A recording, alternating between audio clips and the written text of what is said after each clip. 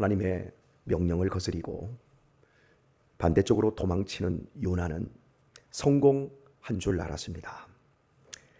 계속해서 올라가는 삶을 살아야 할 요나가 내려가는 삶을 보여줍니다. 하나님의 낯을 피하여 다시스로 도망하고자 일어났습니다. 그리고 욥바로 내려갔습니다. 거기에서 배를 만났습니다. 결국 오늘 본문에서 바다에서 대풍을 만나게 되어지고 이제 극적인 반전이 일어나는 초입의 오늘 말씀을 저희가 읽게 되었습니다. 바다에서의 위험은 해적과 함께 폭풍입니다. 그래서 선원들은 바다를 항해하기 전에 자신들의 신에게 제사를 지냅니다. 제발 해적을 만나지 않게 해달라. 더욱더 해적보다 무서운 큰 바람을 만나지 않게 해달라. 이렇게 기도를 제사를 지냅니다. 그리고 고대로부터 현대에 이르기까지 배의 앞부분에는 그 선수 머리라고 하죠. 선수두 그쪽에는 자신들이 믿는 신을 우상으로 만들어서 모양으로 만들어서 붙여놓습니다. 물론 전투선은 그 신의 형상을 붙여놓기보다 거기에다 뾰족한 쇠붙이를 붙여서 다른 배와 충돌했을 때 충파로 인해서 다른 배를 함몰시키는 이런 배 앞부분이 모양이 좀 바뀌었지만 고대의 모든 배들은 자신들이 믿는 신 그 형상을 달아놓고 바다에서의 위험을 지켜달라. 그 위험에서 우리를 구원해달라. 이게 뱃사람들이 가지고 있는 공포심을 떨구는 일이었습니다. 땅에서는 지진을 만난다든가 전쟁을 만나는 걸 가장 두려운 것으로 느끼게 되어집니다. 투르키예와 시리아에서 일어난 이 지진, 무시무시한 지진으로 많은 사람들이 피해를 입고 지금도 함몰되어 있고 죽어가고 있습니다.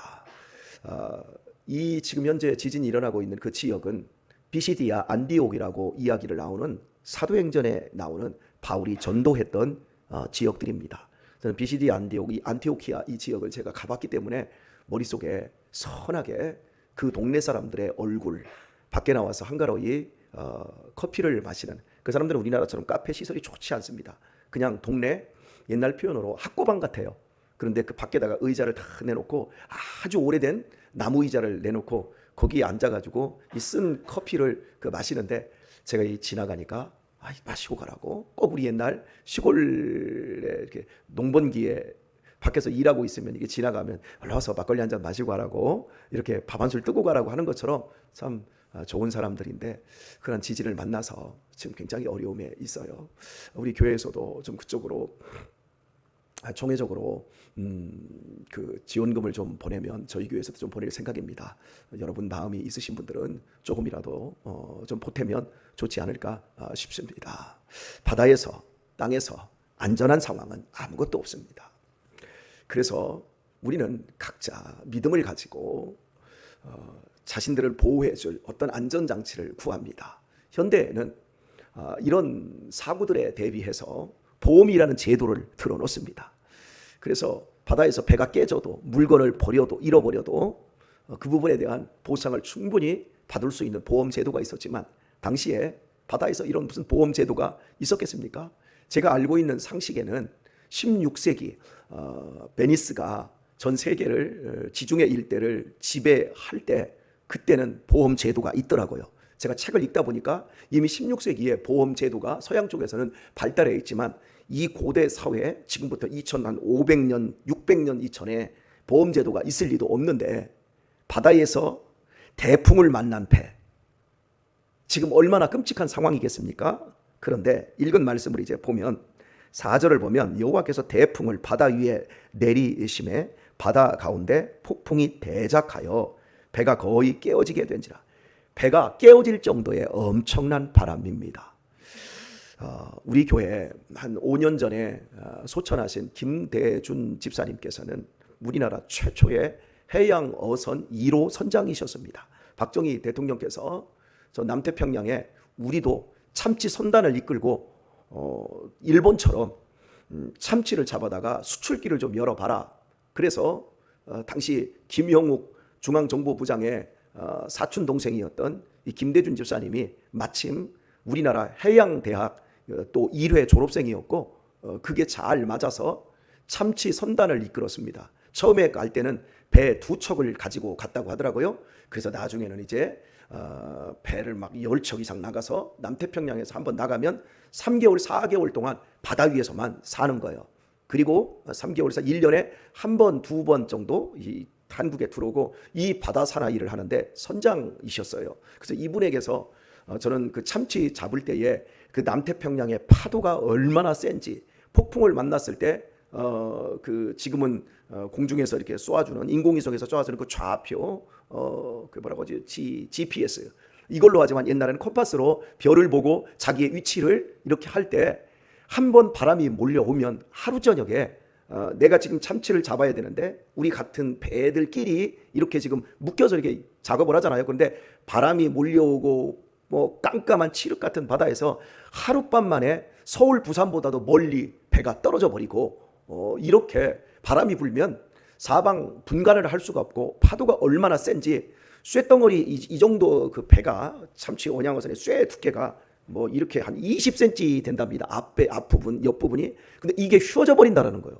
그래서 파도의 크기를 그 집사님께서는 저한테 설명할 때, 목사님, 어떤 힘으로도 바다에서 일어나는 파도의 힘을 설명할 길이 없습니다. 그렇게 말씀을 하세요. 그러면서 이런 20cm 되는 쇠가 파도가 한번 몰려오면 그냥 쭉 하고 이렇게 들어간다는 거예요. 휘어진다라고 하는 그 무시무시한 표현을 쓰고, 당신이 보았던 오징어가 큰 크기가 얼마나 크냐면 배 앞쪽 한 부분을, 원양어선이 굉장히 크거든요.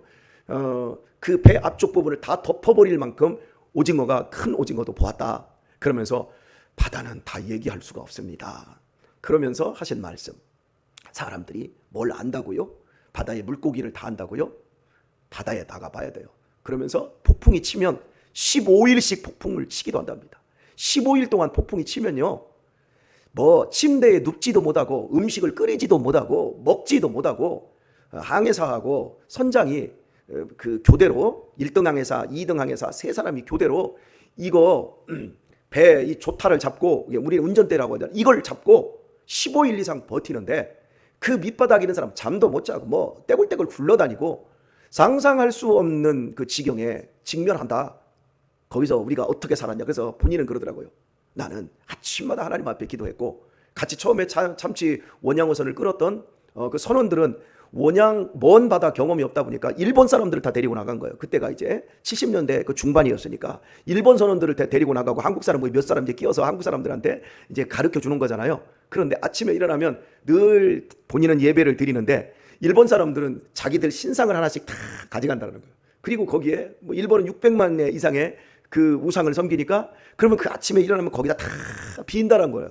그런데 우리 집사님께서 이제 꾀를 내어서 이 신보다 더 높은 신이 있는데 그 신에게 잘 보여야 우리가 바다에서 고기도 잘 잡고 태풍을 안 만난다 해가지고 다 앞으로 보여놓고 성경책을 앞에다 놓고, 그 사람들은 뭔가 보이는 게 있어야 되니까 성경책을 책상에다 쫙 펼쳐놓고 여기에 신이 들어있다. 자, 그리고서나 이제 예배를 드린다는 거기에서 이걸 해야 된다. 그러면 그 사람들은 자기들의 신이 있음에도 불구하고 더 큰 신이 우리를 완전하게 보호해 줄 거니까 이렇게 하면 같이 예배를 드리고, 그래서 복음도 전하고 하셨다라는 말씀을 했습니다. 오늘 설교에 좀 길게 제 사적인 경험을 여러분에게 늘어놓게 되었는데, 여하튼 오늘 본문 4절에서 어마어마한 바람이 부는 거예요. 그 바람 앞에 선원들이 5절을 보면 화공이 두려워하여 각각 자기의 신을 부르고 또 배를 가볍게 하려고 그 가운데 물건을 바다에 던지니라, 이렇게 말해요. 얼마나 큰 바람이었으면 선원들은 대체적으로 떨지 않습니다. 그런데 선원들이 떨 정도였어요. 그리고 선원들에게 짐은 그들의 전 재산이에요. 생명과 같아요. 그런데 그걸 바다에 다 버리고 있어요. 그런데 참 재미있는 건 본문에서 바다에 던지니라 이렇게 말씀하고 있잖아요. 이 던졌다라고 하는 표현과 4절 보면 여호와께서 대풍을 바다 위에 내리심에 내렸다라는 표현과 던졌다라는 표현이 우리 한글 성경은 다르게 만들었지만 히브리어 원문에 보면 한 단어예요. 이걸 제가 이제 바꿔서 성경을 읽어볼게요. 여호와께서 대풍을 바다 위에 던지심에, 이렇게 말한 거예요. 이 바람 누구에게서 시작됐다는 거예요? 하나님에게서 시작되었다라는 거예요. 하나님이 던져버렸어요. 던져버렸다는 표현이 굉장히 강한 표현이죠. 왜요? 누구 때문에? 요나 때문에.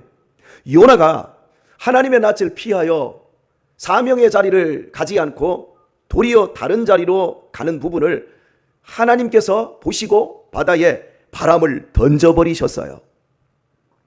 하나님의 낯을 피할 수 있다고 생각하고 완벽하게 성공했다고 생각했습니다. 마침 다시스로 가는 배를 만난지라 여호와의 낯을 피하여 함께 다시스로 가려고. 누구와 함께? 그 배와 함께. 자신의 인생은 배와 함께 가는 인생이 아니라 하나님과 함께 가는 인생입니다. 그런데 돈 벌기 위해서 다시스라고 하는 먼 지역으로 짐을 가득 싣고 가는 그 배에 자신의 몸을 싣고 함께 떠나는 거예요. 사랑하는 교회 여러분, 내 인생 속에서 내가 누구와 함께 가는지를 살펴보세요. 하나님과 함께 가시지요. 하나님이 나와 함께 가시겠다고 임마누엘로 약속하셨지요. 항상 하나님과 함께 가시길 바랍니다.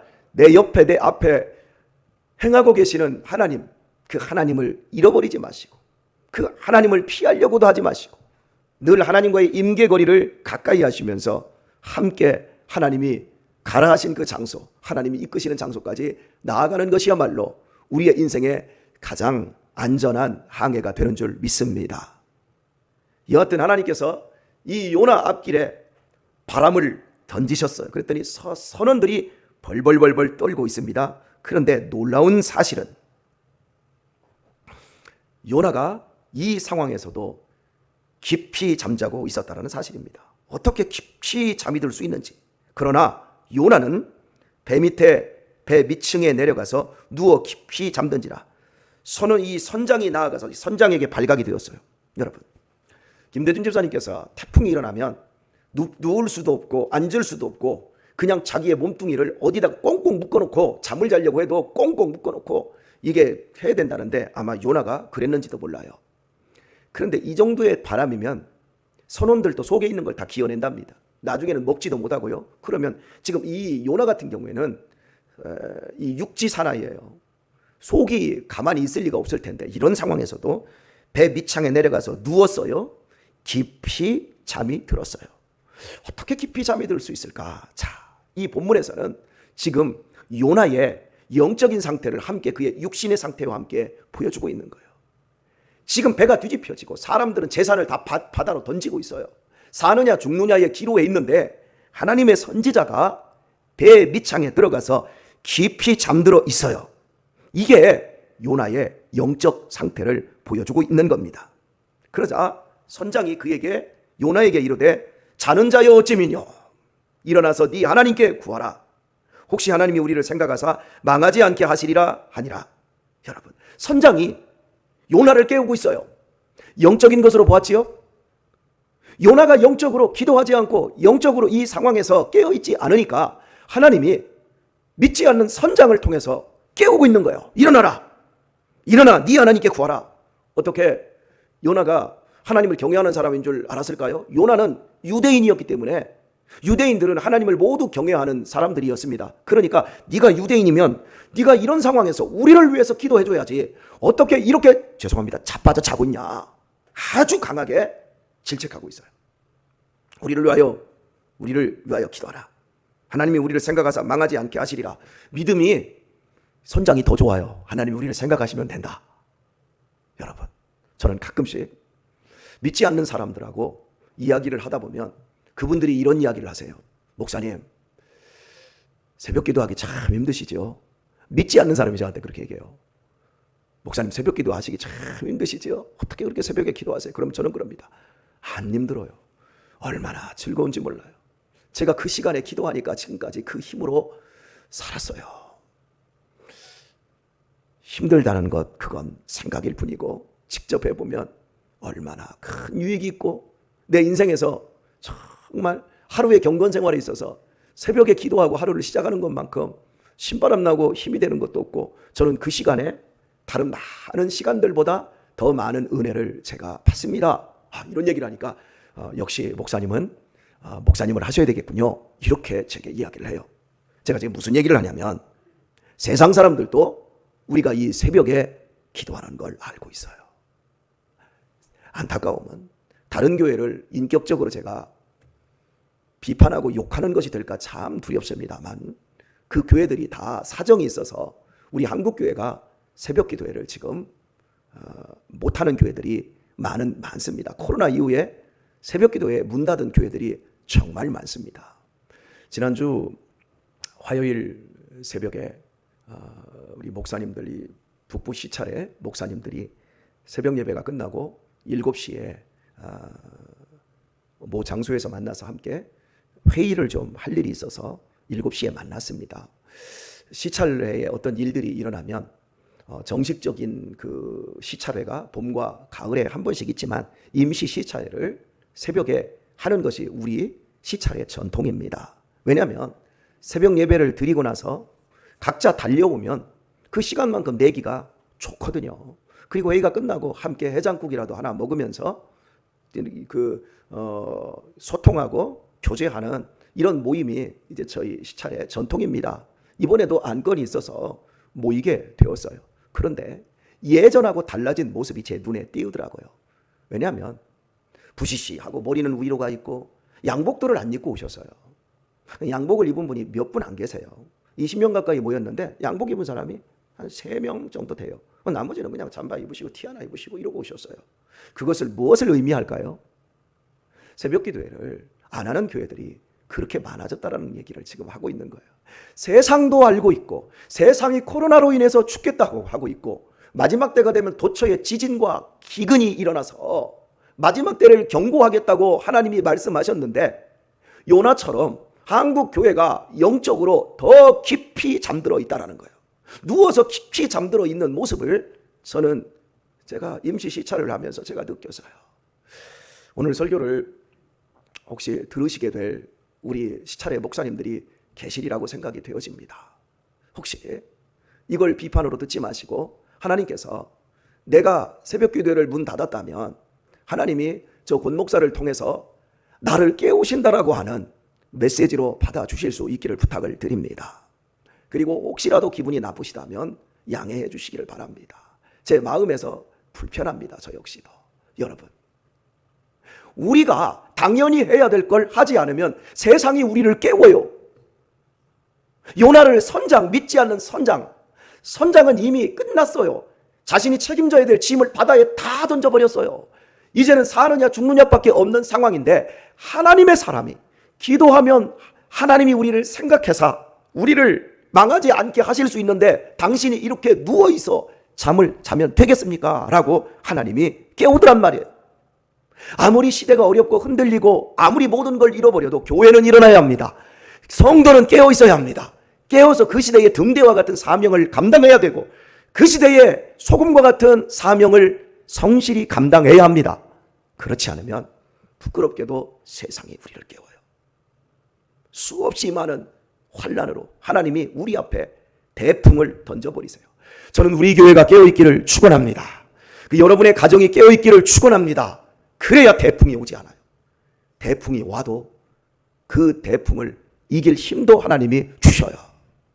우리 이 새벽마다 그 사명 잘 감당하도록 하십시다. 설교로만 듣는 여러분들이 이 자리에 나오실 수 있으면 설교를 듣는 것과 우리가 깨어서 함께 전심을 다하여 기도하는 모임과는 차원이 다르다는 걸 기억하시고 여러분들도 누워 계시지 마시고 여러분들도 깨어서 일어나 함께 이 자리에서 기도할 수 있는 성도의 영광을 찾으시기를 축원합니다. 오늘 이 하루도 내가 깨어서 하루를 시작했다는 걸 기억하시고 오늘 여러분을 통해서 이 시대의 대풍을 잠잠하게 하시는 하나님의 손길이 있음을 감사하며 주어져 있는 순간순간 하나님과 멋지게 동행하며 하나님이 이끄시는 그 방향에서 승리할 수 있기를 예수님의 이름으로 축원드립니다.